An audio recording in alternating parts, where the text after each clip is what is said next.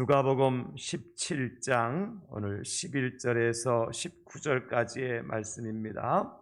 누가복음 17장 신약성경 누가복음 17장 11절에서 19절까지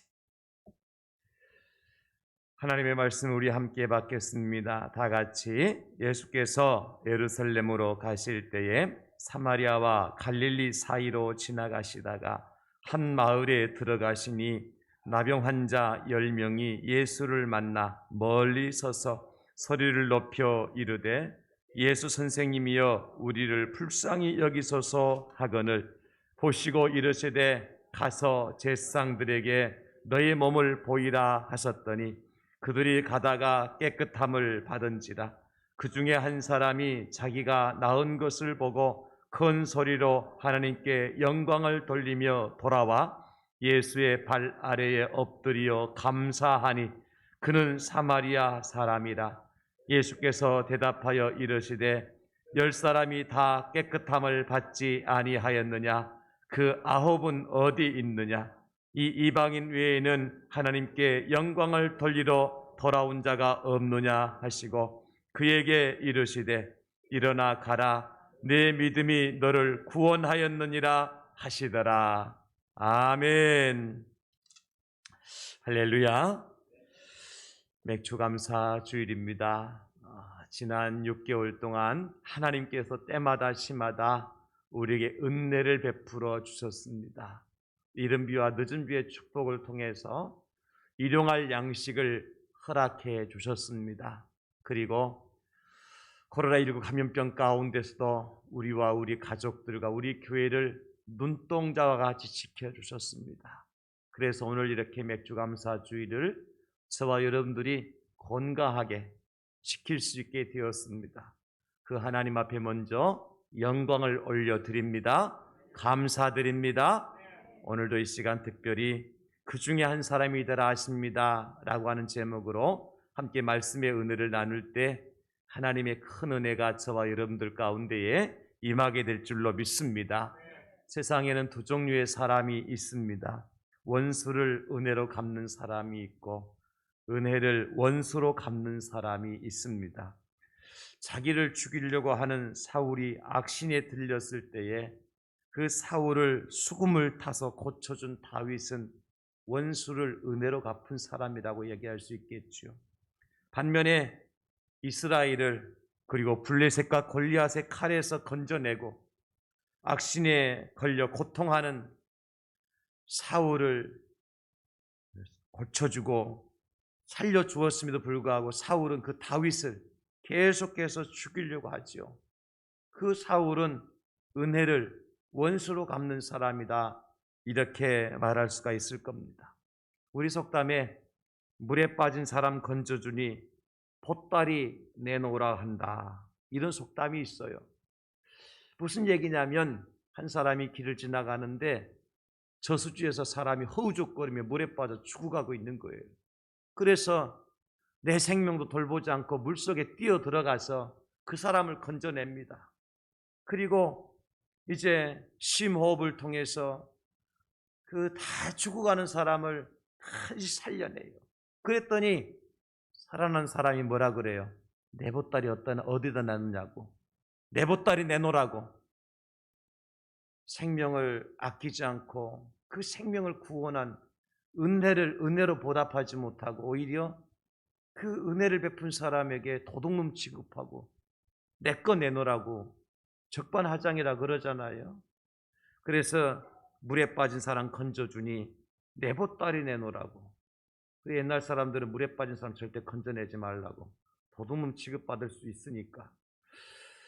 세상에 그런 사람 어디 있겠느냐. 여러분 그렇게 생각하실지 모르겠지만 그 사람이 여기 있습니다. 어디에 있어요?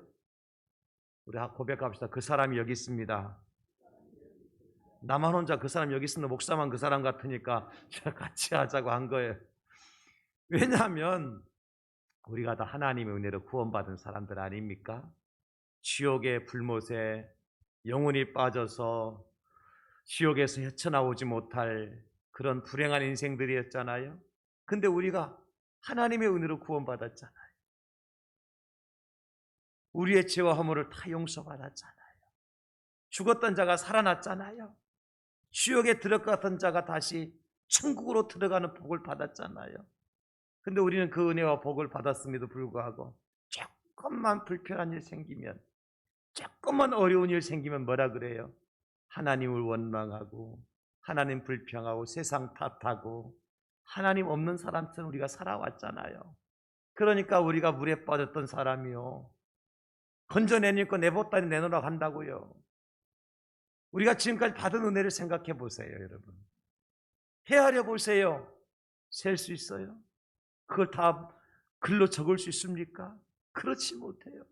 엄청난 은혜와 사랑을 우리가 받았음에도 불구하고 은혜를 은혜로 알지 못하고 깨닫지 못하고 다 잊어버렸잖아요. 그리고 살잖아요. 그래서 오늘 저와 여러분들에게 주님께서 말씀하십니다. 그들 중에 한 사람이 되라. 어떤 사람? 예수님의 은혜를 입고 고침받은 나병 환자 10사람이, 그 중에 한 사람이 돌아와서 예수님께 감사하잖아요. 그 감사하는 한 사람이 되라. 10사람이 나병 환자가 한 마을에 같이 살고 있었어요. 이 말은 그 나병 환자 이렇게 같이 집단촌이었다는 것이죠. 예수님께서 마침 예루살렘으로 지나가다가 그 마을에 들어가십니다. 예수님이 오셨다는 소식을 듣고 나병 환자가 멀리 서서 선생님, 우리를 불쌍히 여겨 주십시오. 우리 한번 고쳐주시면 안 되겠습니까? 예수님께서 뭐라고 말씀하시죠? 제사장에게 가서 너희 몸을 보여드. 그들이 예수님의 말씀을 듣고요, 제사장에게 가는 도중에 오늘 말씀해 보니까 뭐라고 말씀하고 있습니까? 가는 중에 그들이 다 깨끗함을 받은지라. 놀라운 은혜를 체험했죠. 그들에게 소망이 있습니까? 꿈이 있습니까? 그렇지 못한 사람들에게 예수님께서 그들에게 꿈도 주시고 병도 고쳐주시고 미래도 주시고 희망도 주시고, 그랬으면 어떻게 해야 돼요? 다 주님께로 돌아와서 감사해야 되지 않겠습니까? 근데 오로지 사마리아 사람 한 사람만 돌아왔어. 주님은 그 사마리아 사람 한 사람이 바로 저와 여러분들이 되기를 간절히 기다리고 계신 줄로 믿습니다. 기다리시는 주님께 돌아와서 그 중에 한 사람이 되는 저와 여러분들이 될 수 있기를 예수님의 이름으로 축원합니다. 감사를 회복하자는 겁니다. 은혜를 회복해 보자는 거예요. 우리 예수님 말씀하시는 오늘 17절에 10사람이 다 깨끗함을 받지 아니하였느냐? 그 9은 어디 있느냐? 여러분은 지금 어디에 계십니까? 10사람 중에서 9사람 편에 계십니까? 아니면 돌아온 그들 중에 한 사람 편에 계십니까?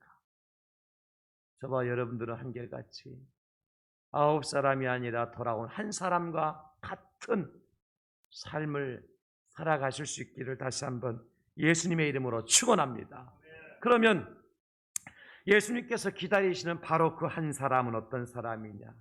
예수님께서 만나기를 원하시는 그 중에 한 사람, 그 사람은 어떤 사람이냐? 첫째는 예수님께 큰 소리로 감사하는 사람입니다. 예수님께 큰 소리로 감사하는 사람. 이것은 다른 말로 표현하면 감사를 표현할 줄 아는 사람이에요. 꽃 중에도 향기를 내는 꽃이 있고 그냥 모양만 꽃이 향기를 내지 않는 꽃이 있잖아요. 나무도 열매를 맺는 나무가 있는가 하면 잎만 무성한 나무가 있고요. 새도 날개가 달렸지만 나는 새가 있고 날지 못하는 새가 있지 않습니까? 여러분, 하나님께서 만드신 모든 피조물들에게는 각자 그 이름에 맞는 가치의 존재의 가치를 주셨어요. 의미를 부여해 주셨어요. 꽃은 향기를 내도록, 나무는 열매를 맺도록, 새는 날 수 있도록 하나님이 그렇게 창조하신 거예요. 그런데 자기의 기능을 다하지 못하면 존재의 의미를, 가치를 다 하지 못하는 것과 똑같죠. 그런 의미에서 감사를 표현한다는 것은 무슨 뜻이냐 하면 받은 은혜에 대해서 예의를 갖추는 거예요. 감사가 뭐라고요? 내가 받은 은혜에 대해서 예를 갖추는 것이 감사예요. 부모님이 자식들에게 베푸신 사랑과 은혜가 많지 않습니까? 그럼 자식들은 부모님에게 뭐 할 줄 알아야 돼요? 감사할 줄 알아야 되죠. 이것이 예의를 갖추는 거죠. 자식이 예를 갖추는 건 아닙니까?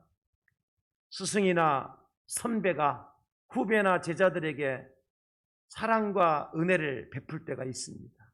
그러면 은혜를 받은 후배나 제자는 스승이나 선배에게 뭘 할 줄 알아야 돼요? 감사할 줄 알아야 되지. 이것이 예를 갖추는 거예요. 그러니까 여러분, 우리가 하나님 앞에 감사하는 것은 뭐 거창한 게 아니에요. 하나님의 자녀가, 하나님의 백성이, 하나님의 피조물 된 인생들이 나를 창조하시고 나를 구원하신 하나님 앞에 무엇을 갖추어 드리는 거예요? 예를 갖춰 드리는 거예요. 이게 감사하는 거예요. 바꿔 말하면, 그러면 감사할 줄 모르는 사람은 어떤 사람이에요? 사람으로서, 인생으로서, 피조물로서 창조주 하나님 앞에 예를 갖출 줄 모르는 사람이에요. 미련한 사람이죠. 이런 말이 있어요. 표현되지 않은 사랑은 사랑이 아니다. 많이 들어보셨습니까? 그런 책도 나왔어요. 표현되지 않는 사랑은 사랑이 아니다. 마찬가지죠, 여러분. 감사도 표현되지 않은 감사는 감사가 아니다. 오늘 우리가 성찬식을 한단 말이에요. 성찬식. 예수님께서 성찬식을 제정하셨어요. 마지막 날 밤에 제자들에게 같이 떡과 잔을 나누시고 너희들이 이것을 먹고 마실 때마다 나를 기념하라. 예수님이 하나님이시잖아요. 하나님께서 말씀으로도 얼마든지 당신을 기념하도록 하실 수 있어요. 너희가 믿을 때 내가 너희들을 위해 십자가 달려 죽은 것을 꼭 기억해라. 내가 너희를 위해서 살찌고 피 흘려 죽은 것을 꼭 기억하고 살아라. 그렇게 말씀으로만 하실 수 있어요. 근데 예수님이 그렇게 하지 아니하시고 어떻게 하셨습니까? 당신의 손으로 떡을 떼어주시고 당신의 손으로 잔을 채워주시고 나눠주시고 그것을 제자들이 먹고 마시게 하심으로 말미암아 주의 성찬에 동참하게 하셨어요. 왜 그러셨을까? 말씀만 얼마든지 가능한데 실제 눈으로 보고 귀로 듣고 입으로 먹고 마시고 체험함으로 말미암아 주님의 은혜가 더 풍성하게 하시기 위해서 그렇게 하신 거예요. 그래서 무엇인가 표현을 한다고 하는 것은 굉장히 중요한 것입니다. 우리가 마음으로 도와주고 싶은 마음만 있으면 도와줄 수 있는 거냐? 그렇지 않아요. 내 마음에 저 사람 좀 도와줘야 되지 그런 마음만 가지고 있으면 돕는 게 아니라니까요. 어떻게 해야 돼요? 무엇인가 표현을 해야 돼요. 내 말로라도 힘들죠.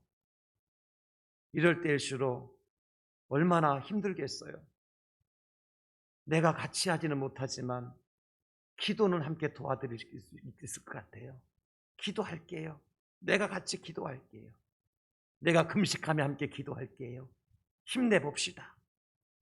여러분 그렇게 말이라도 표현할 수 있어야 되고 또 내가 도와줄 수 있는 구체적인 어떤 이제 액션이 있으면 그것을 액션 행동으로 보여줄 때 그게 진짜 도와주는 거잖아요.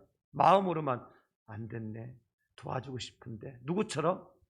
여리고로 내려가다가 강도 만난 사람을 보았던 레위 사람과 제사장들처럼 말이요. 그들이 강도 만나서 그만 죽어가는 사람 보면서 기분 좋아서 해파람 불고 지나갔겠어요? 참 안 됐다.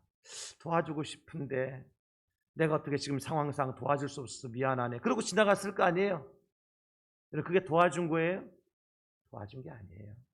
누구처럼? 사마리아 사람처럼 직접 말에서 내려서 상처를 싸매어주고 그리고 그를 말을 태워 주막으로 데려가고 그를 위해서 부비를 내어주고 이게 도와주는 거란 말이에요. 감사도 똑같아. 마음으로만 감사합니다, 감사합니다. 마음으로만 생각해서 그게 감사가 아니에요. 감사는 뭐 해야 돼요? 표현할 수 있어야 돼요. 표현하는 방법은 여러 가지 있겠죠. 말로도 표현할 수 있겠죠. 감사합니다, 고맙습니다. 또 하나는 우리의 표정으로도 얼마든지 표현할 수 있습니다. 감사하는 표정을 지을 수 있잖아요. 형제가 슬퍼할 때 같이 눈물을 흘려주는 거, 이게 표현 아닙니까? 그죠? 형제가 기뻐할 때 같이 웃어주고 박수 쳐주는 거, 이게 표현 아닙니까? 우리는 매사에 이런 표현을 하면서 살아갈 때 서로 오해가 생기지 않아요. 부부지간에도 마찬가지잖아요.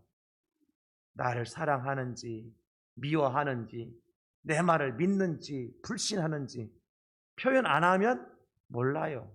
그러면 오해가 생긴다니까요. 오해가 생기면 서로 불편해져요. 불편해지면 거리가 생기고요.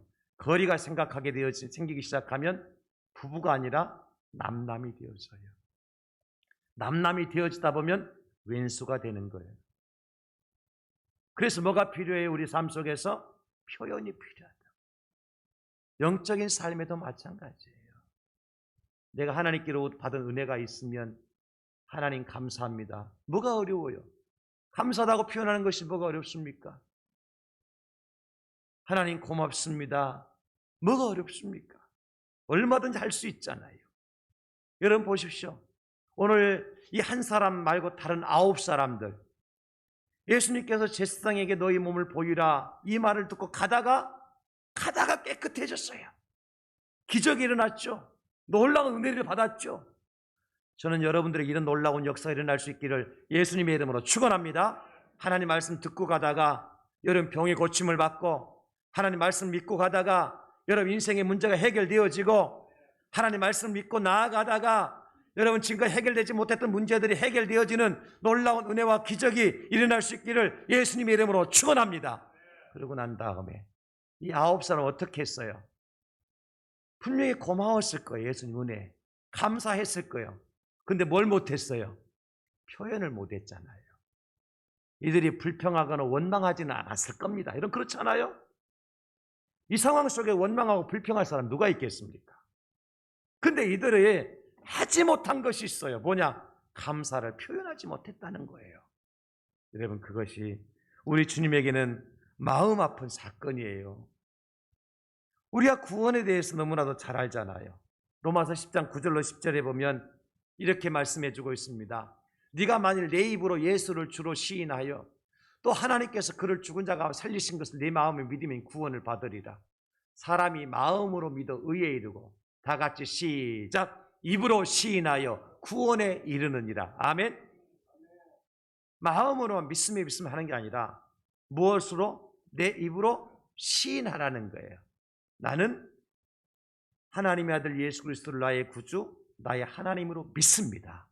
그 예수님께서 나의 모든 죄와 허물을 대신 짊어지시고 십자가에 달려 죽으신 그 사실을 믿습니다. 그리고 십자가 위에 흘리신 주의 보혈이 나의 모든 죄와 허물을 다 씻어 정결케 해주심을 믿습니다. 그 피로 말미암아 내가 죄 용서받고 내가 하나님의 자녀가 되었음을 나는 믿고 선포하고 고백합니다. 그럴 때 구원의 은혜를 누리는 거예요. 그래서 여러분 기독교는 신앙 고백의 종교예요. 신앙은 고백이에요. 고백을 통해서 완전케 되어진단 말이에요. 예수님께서요 베드로에게 3번씩이나 물으셔요. 베드로야, 네가 나를 사랑하느냐? 여러분 예수님께 베드로에게 물으시는데 예수님 베드로의 마음을 몰라서 그렇게 물으셨을까요? 하나님의 아들이신데 물고기가 어디 있는지 아시고 거기 그물 던지라고 하신 분이신데 베드로의 마음 모르시겠어요? 베드로의 생각 모르시겠어요? 아신단 말이에요. 아시는데 왜 물어? 우리 하나님 그런 분이에요. 알면서 물으신다니까요. 왜요? 베드로의 입을 통해서 주는 내가 주님을 사랑하는 줄 주님이 아십니다. 네. 내가 주님을 사랑합니다. 이 고백을 베드로의 입을 통해서 하도록, 그래서 그걸 믿음이 될 수 있도록 하기 위해서 예수 3번씩이나 물어요. 여러분, 하나님께서 우리에게 무엇이 필요한지 모르실까요? 우리 인생의 문제가 무엇인지 모르고 계실까? 하나님께서요? 전능하신 하나님이신데 여러분 무엇을 지금 고민하고 계신지 하나님 모르실 것 같아요? 여러분 가정의 문제가 어떤 것인지 하나님 모르실 것 같아요? 그렇지 않아요. 다 아세요. 그러면 뭐라고 그러시죠? 구하라, 그리하면 주실 것이요. 찾으라, 그리하면 찾아낼 것이요. 두드리라, 그리하면 열리리라. 아시면서도 우리 입술로 구하래요. 말하래요. 하나님 이것 좀 주세요. 하나님 이 문제 해결해 주세요. 하나님 내가 지금 이것 때문에 힘들어요. 이 장애물 제거해 주세요. 하나님 내게 힘 주시고 지혜 주시고 능력 주셔서 이 일들을 감당할 수 있게 해 주세요. 내 입술로 구하라고 말씀하세요. 이게 놀라운 의미입니다, 여러분. 마찬가지로 감사도 표현할 때 감사가 되는 거예요. 마음으로만 1000번, 10,000번 감사하는 마음 가지고는 내가 감사하는지 안 하는지 하나님은 아시면 그럼에도 불구하고 표현하라고 말씀하셔요. 저와 여러분들이 작은 일에도 감사, 보이지 않는 일에도 감사, 오늘도 감사, 내일도 감사, 날마다 우리 입술로 감사가 표현되어져서 그 감사가 넘치게 되는 축복의 삶으로 더욱더 확산되어지는 그러한 저와 여러분의 삶이 될 수 있기를 예수님의 이름으로 축원합니다. 빌립보서 2장 11절 말씀하시잖아요. 모든 입으로 예수 그리스도를 주라 시인하여 하나님 아버지께 영광을 돌리게 하셨느니라. 시인할 때, 고백할 때, 선포할 때 하나님 영광 받으신다.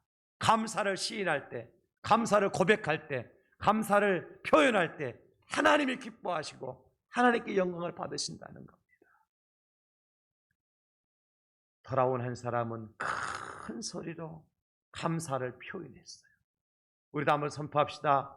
하나님 감사합니다. 더 큰 소리로 예수님 감사합니다. 할렐루야. 여러분이 귀에 들리고 여러분 가족들이 다 들리고 대한민국 모든 사람 다 들을 수 있도록 감사를 선포하고 표현하시기 바랍니다. 그래야 우리가 감사하는 사람인 줄 세상이 알지요. 근데 이 말의 능력이 얼마나 크냐면요, 같은 말을 1만 번만 반복하면 그 말대로 된대요. 할렐루야. 여러분 감사의 삶이, 여러분 삶이 감사가 되기를 원하신다면 감사를 1만 번 하시라는 거예요.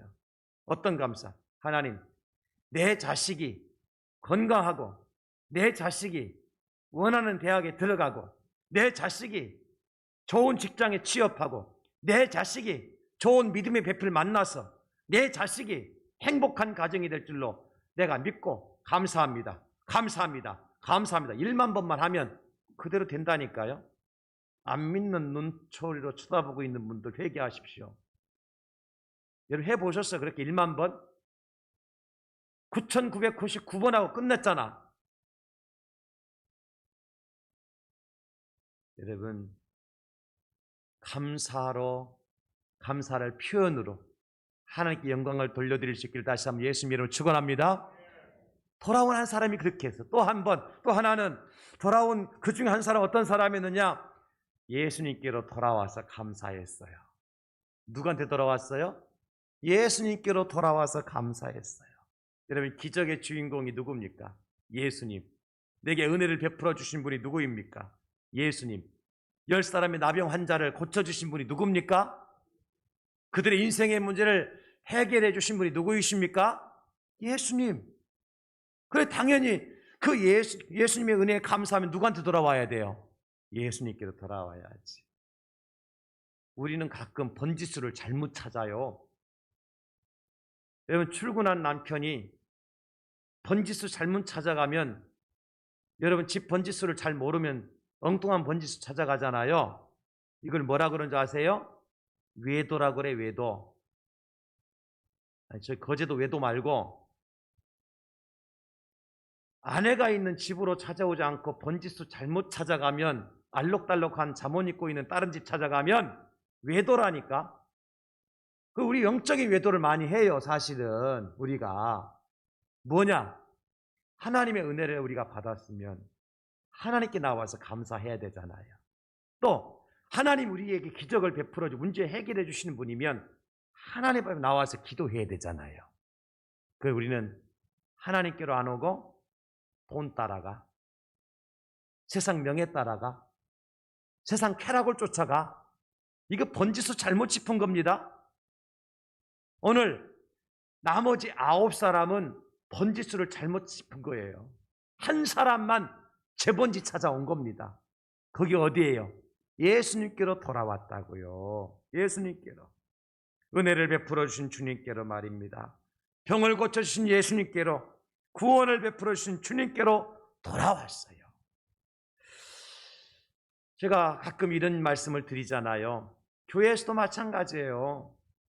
여러분, 어떤 분들은 기도원에서 설교하고 부흥하는 강사님이 최고인 줄 알아요.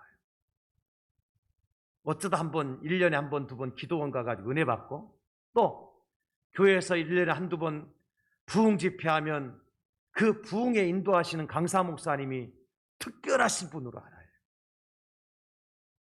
가끔 한 번씩 이제 헌신 예배 오셔서 말씀 40분 말씀하고 돌아가시는 분, 그 목사님들이 대단한 분으로 알고 있어요.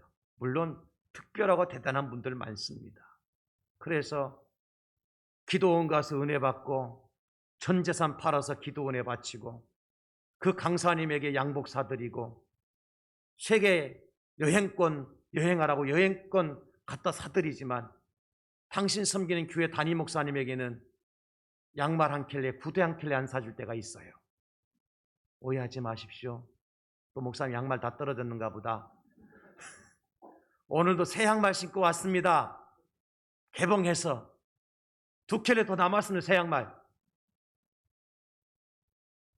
무슨 얘기죠? 번지수를 좀 잘 짚으라는 거예요. 그 부흥의 강사 목사님이 여러분의 자녀의 가정의 자녀가 문제가 됐다고 대전에서, 강원도에서, 인천에서 내려오실까요? 새벽이든 한밤중이든 목사님 급한 전화 오면 달려가는 목사가 누구예요? 여러분 교회 담임 목사예요. 못났거나 잘났거나 똑똑하거나 그렇지 않거나 1년 365일 52주 여러분들을 위해서, 가정을 위해서, 자녀들을 위해서, 사업장을 위해서 정말 기도하는 목사가 누굽니까? 헌신 예배 드리러 오셨던, 남전도 여전도에 헌신 예배 드리러 왔던 목사님이 제주도에서, 강원도에서 여러분을 날마다 주마다 여러분을 위해 기도하실 것 같아요? 저도 헌신 예배 드리러 가지만 갔다 오면 그 교회를 한 번도 기도해 본 적이 없어요. 죄송하지만 올 때는 여러분을 위해서 기도하겠습니다 하고 오지만 거짓말이에요. 제 경험상은 그래요. 그런데 그분들에게는 헌신 예배 마치고 가면은 보따리 그분들에게는 떡을 싸줘도 이쁜 백에다가 떡 싸주고, 담임 목사는 시커먼 봉지에 떡 싸주고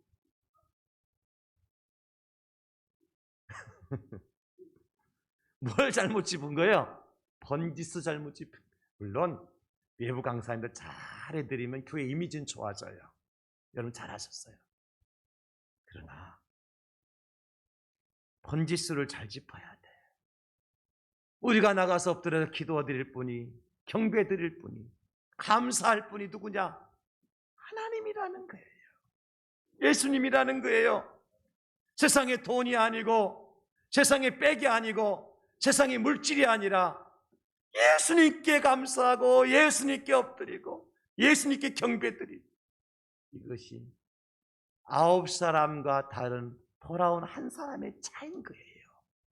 사랑하는 성도 여러분, 우리는 돌아온 그 한 사람처럼 예수님께만 감사하고 예수님께만 경배하는, 예수님께만 은혜를 선포하는 돌아온 그 한 사람 중에 하나가 될 수 있기를 예수님의 이름으로 축원합니다. 예수님 말씀하시더라고요. 누가복음 11장 23절에 나와 함께 아니하는 자는 나를 반대하는 자요, 나와 함께 모으지 아니하는 자는 해치는 자니라. 여러분, 우리를 구원하신 분이 예수님이십니다. 우리에게 생명을 주신 분이 예수님이십니다. 나의 죄값을 대신 치르시고 살과 피를 흘려주신 분이 우리 예수님이십니다. 그래서 우리 예수님께 감사할 수 있어야 돼요. 오직 예수님께만 감사하는 저와 여러분 될 수 있기를 축원합니다. 축복합니다. 마지막 세 번째는 예수님께 엎드려서 감사하는 사람이에요. 여기 엎드려서 감사한다고 하는 것은 예배로 감사하는 거예요. 엎드리는 것은 예배 드리는 거잖아요. 겸손히 주님 앞에 나를 다 드리는 거잖아요. 우리 주님만을 높여드리고 주님께 영광을 돌려드리는 겁니다. 이것이 엎드려 예배하는 거잖아요. 동방 박사들이 아기 예수님을 찾아왔어요. 그리고 어떻게 합니까? 마태복음 2장 10절로 11절에 보면 그들이 별을 보고 매우 크게 기뻐하더라. 집에 들어가 아기와 그의 어머니 마리아가 함께 있는 것을 보고 엎드려 아기께 경배하고 보배합을 열어 황금과 유향과 모략을 예물로 드리니라. 동방 박사들입니다. 누구한테 엎드렸어요? 아기 예수님께. 여러분, 우리는 그냥 예수님이 하나님의 아들이시니까 당연히 엎드려 경배해야 되지 생각하겠지만, 동방 박사들이 찾아온 아기 예수님은 동방 박사들보다도 나이가 어려요. 머리털 숫자도 적어요. 세상 경험도 없어요. 배운 것도 부족해요. 그런데 그 동방의 박사들이 아기 예수님께 엎드렸다는 거예요. 이게 보통 일입니까?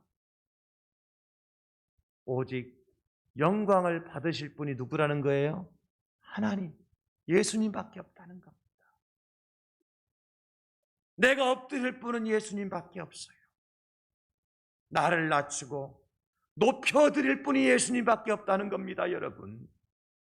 오직 예수님만이 높임을 받으시옵소서. 오직 예수님께만 존귀와 영광이 드러나기를 원하나이다. 여러분, 이것이 바로 맥주절에 드릴 감사한 겁니다.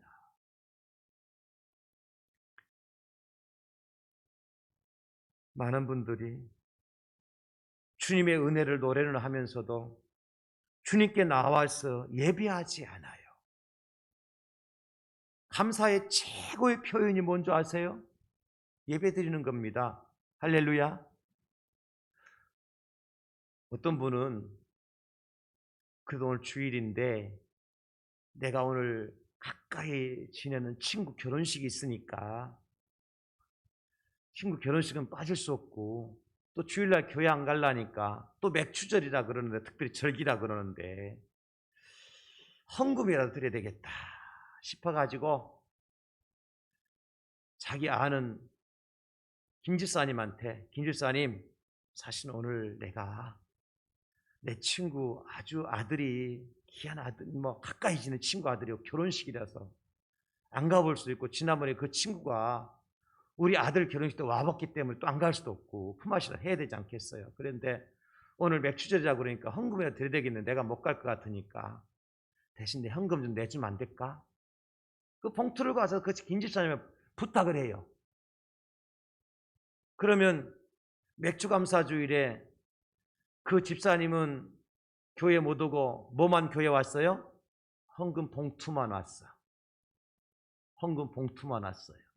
그럼 하나님은 그 집사님이 교회 와서 예배 드리는 걸 기뻐하실까? 아니면 헌금 봉투만 와서 드리는 것을 기뻐하실까요?